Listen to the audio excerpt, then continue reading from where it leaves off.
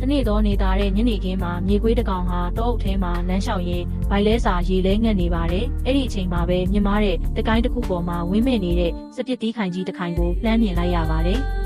ဝါကြည့်ရတာအရေးရွှမ်းပြီးခြုံမဲ့ပုံပဲငါရဲ့ဗိုက်စာရာနဲ့ရင်ငတ်တာကိုပြေပြောက်စေမှာအသေးချပဲလို့မြေခွေးကတွေးလိုက်ပါတယ်သူဟာအာယူပြီးတစ်ချက်ခုန်လိုက်ပါတယ်ဒါပေမဲ့မမီပါဘူးနောက်ကိုခြေလန်းနှင်းငယ်ဆုပ်ပြီးအာရင်ကုံတုံးကထက်ခါခုန်ဖမ်းကြည့်ပေမဲ့စပစ်တီးခိုင်ကမြင်လွန်းနေပါတယ်နောက်ဆုံးမှာတော့အမောဆိုပြီးအာရင်ကုံခန်းသွားတဲ့မြေခွေးဟာစပစ်တီးကိုမျက်စောင်းထိုးကြည့်ပြီးဒီစပစ်တီးတွေကကြည့်ရတာစိမ့်သေးတယ်ချင်းပါကွာစားလို့တော့ရမှာမဟုတ်ဘူးလို့ကိုပါကူပြောပြီးထွက်သွားပါတော့တယ်